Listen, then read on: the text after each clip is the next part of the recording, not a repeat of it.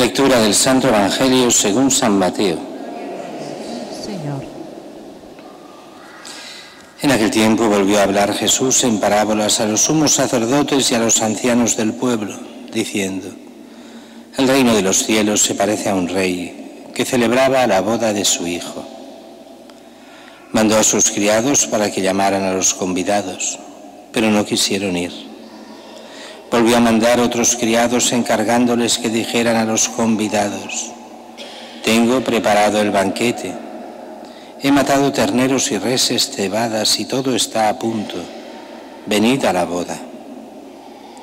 Pero ellos no hicieron caso. Uno se marchó a sus tierras, otro a sus negocios. Los demás agarraron a los criados y los maltrataron y los mataron.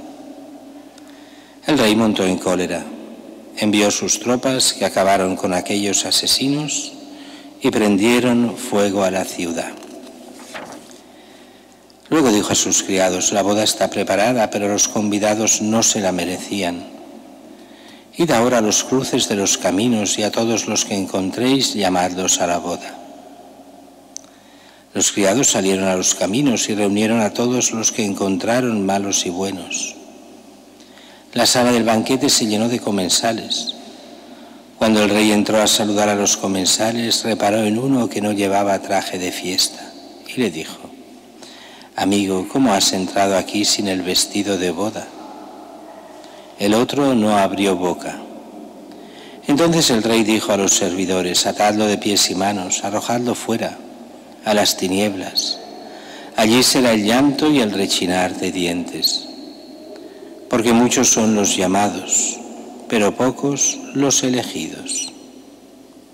Palabra del Señor. Gloria a ti, Señor Jesús. La primera lectura de hoy nos muestra esta lectura del Antiguo Testamento que nos plantea el paraíso, el cielo, la salvación eterna como un gran banquete. Claro, esto hoy cuesta entender en una sociedad como la nuestra, donde el problema no es para la gran mayoría el comer, sino el adelgazar y comer menos. Entonces eso cambia lo que es la mentalidad del Evangelio. En aquella época comer primero era caro, complicado, y la gran fiesta era el banquete de bodas. Allí la gente hacía la única gran fiesta que hacía la gente, no como ahora que se celebra todo, celebramos casi todo. En aquella la única celebración fuerte eran las bodas. Y lo sabéis muy bien, hasta hace poco, hasta casi nuestra generación, a las bodas se iba con hambre. O sea, se hacía ayuno para ir a una boda. Mucha gente no desayunaba, no comía si era por la tarde, porque los banquetes son exagerados. En aquel tiempo, donde se pasaba hambre, el banquete de bodas era el signo de la felicidad. Comer, beber sin preocuparse, y eso ya, bueno, era el signo de la felicidad, y con la gente, y con los compañeros, con los familiares, con los amigos. Era el signo eso, la felicidad aquí en la tierra era eso. Y por eso el cielo se compara a un banquete. Pero este banquete, ya pasamos al Nuevo Testamento, es un banquete especial, el de esta parábola. El rey casa a su hijo. Hombre, que el rey case a su hijo es importante, y no los reyes de ahora, aquellos reyes que lo eran todo para el pueblo.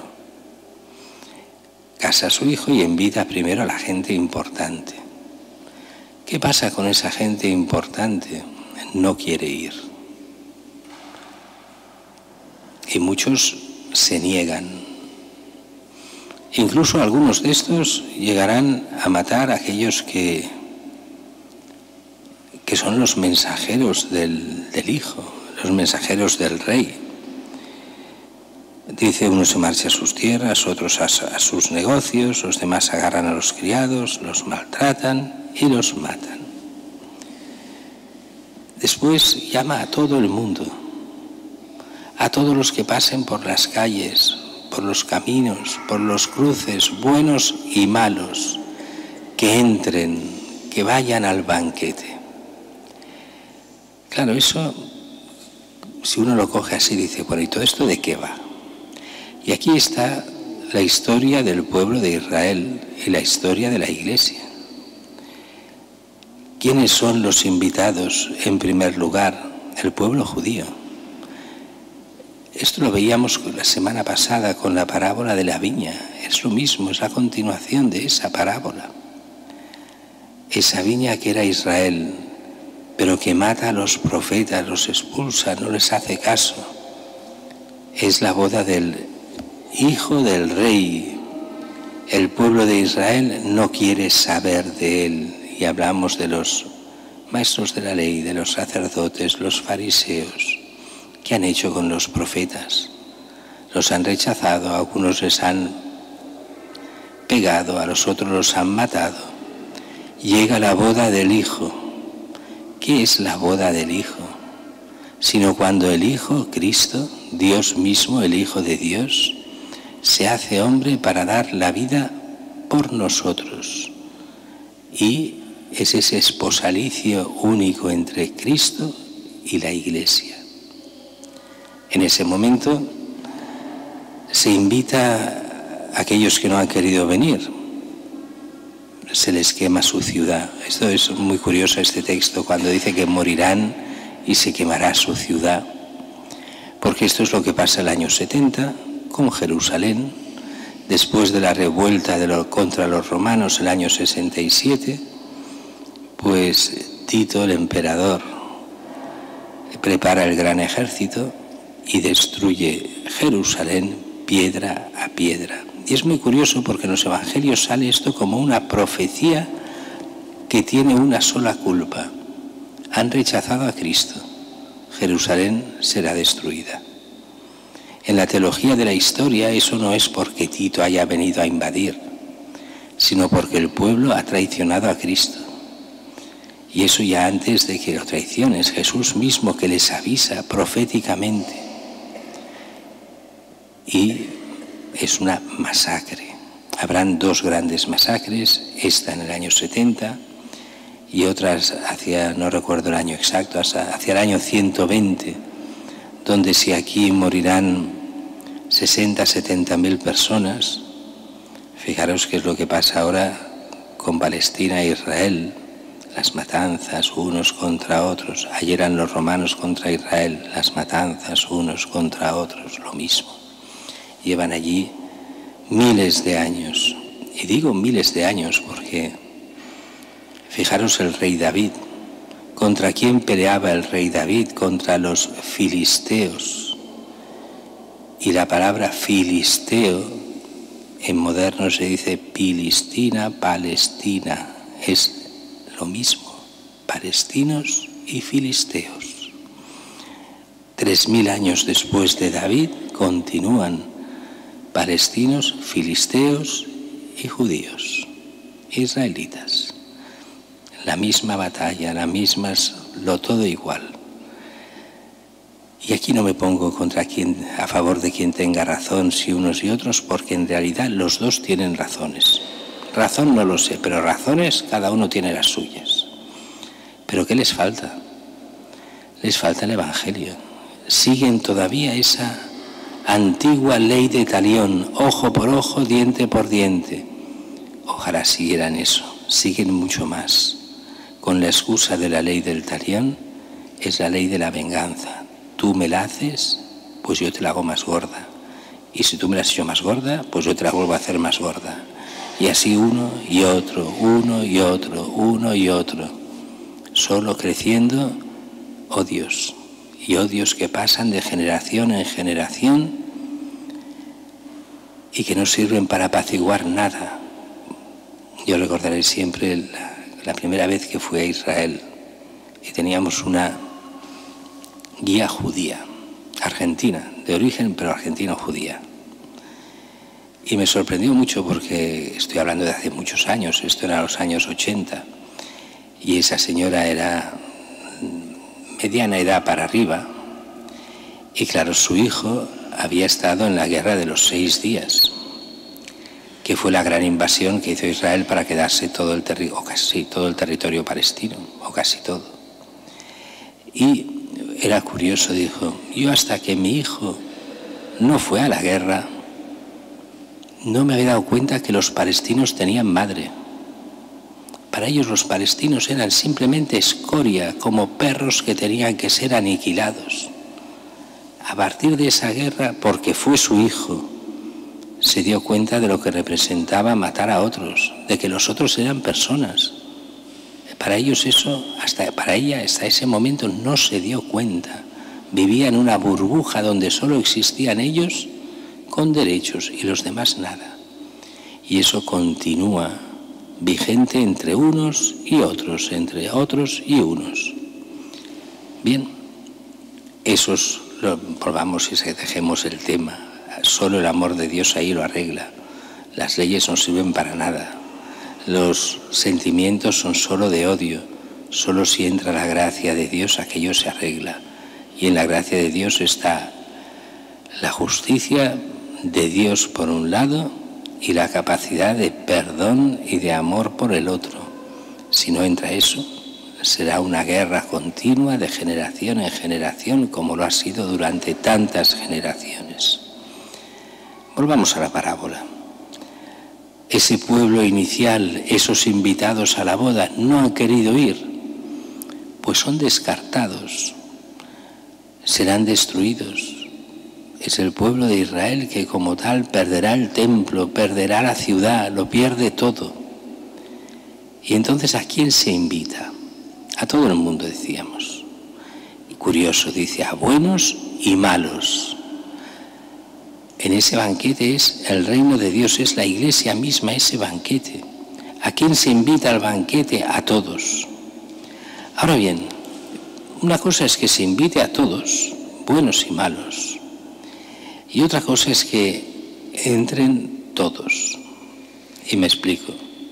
Primero, muchos tampoco aceptarán la invitación, lo vemos hoy en día. ¿Cuánta gente se le invita a Cristo? No quiere saber nada de Dios, ni de Cristo, ni de la Iglesia. Están ya no indiferentes, sino profundamente en contra. Muy bien, no queréis a Cristo, Cristo no obliga a nadie. Se creen con todos los derechos ante Dios, pero a Dios no lo quieren. Pero después se quejan de lo malo que es Dios, de todo lo que... Bueno, no quieren el banquete, pues no entrarán. Pero hay algunos que entran, y aquí viene otro sentido de la parábola, de aquellos que entran, pero para entrar hay que ir bien vestido. Vosotros sabéis que a la boda la gente va bien vestida. Igual que con esta parábola podríamos decir, el que entra en la iglesia tendría que ir bien vestido. Pero bien vestido no se entiende de lujo. ¿En qué sentido? Es el sentido de la gracia, de no vivir en pecado, del vivir honrada y decentemente, del vivir según Cristo y sus mandamientos. Ese es el vestido que se necesita para entrar en el banquete, en la vida eterna. Algunos quieren entrar sin el vestido. Entrarán y entonces viene este momento curiosísimo de la parábola. Cuando nos lo dice de esta forma curiosa, dice, cuando el rey entró a saludar a los comensales, estamos con el rey, con Dios mismo. Esa es la salvación eterna, la visión de Dios, la felicidad que Dios da a todos. Con él. Repara en uno que no llevaba traje de fiesta. Y le dijo, amigo, ¿cómo has entrado aquí sin el vestido de boda? El otro no abrió boca. Claro, ¿qué va a decir? Ante Dios alguien piensa que va a replicar. Hay mucha gente que piensa, yo cuando vaya al cielo le recriminaré a Dios esto, lo otro y lo demás allá. Tú, que no eres ni una pulga ante Dios, ni yo y yo menos todavía, ¿vamos a replicarle algo a Dios? Al que es infinitamente superior a nosotros en todo, al que lo es todo, y tú le vas a decir que hace esto mal y lo otro. ¿No serás tú el que lo ves mal y lo haces mal? Esto es uno de los temas recurrentes en todo el Antiguo Testamento, pero también a veces en el Evangelio. ¿Cómo has entrado? El otro no abrió boca ante Dios. No nos vamos a defender inútilmente cuando Él nos conoce hasta la médula, hasta el fondo. Entonces el rey dijo a los servidores: atadlo de pies y manos, arrojadlo fuera a las tinieblas, a lo que llamamos el infierno. Allí será el llanto y rechinar de dientes. ¿Alguien cree que a Dios se le puede tomar el pelo?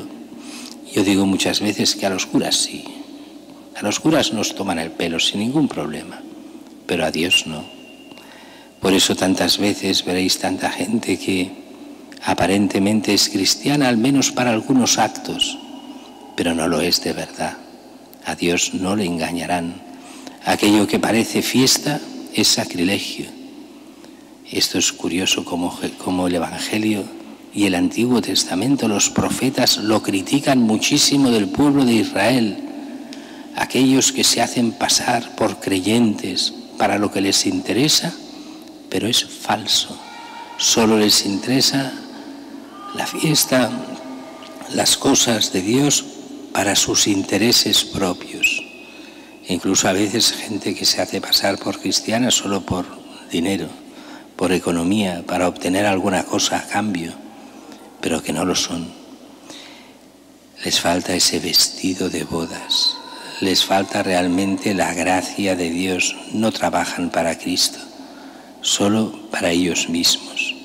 Pidamos a Dios que nos ayude a encontrar el camino que es Cristo, seguirlo a Él, creerle a Él, vivir según el Evangelio, transformarnos en vestido de Cristo y que podamos entrar el día que lleguemos a la vida eterna.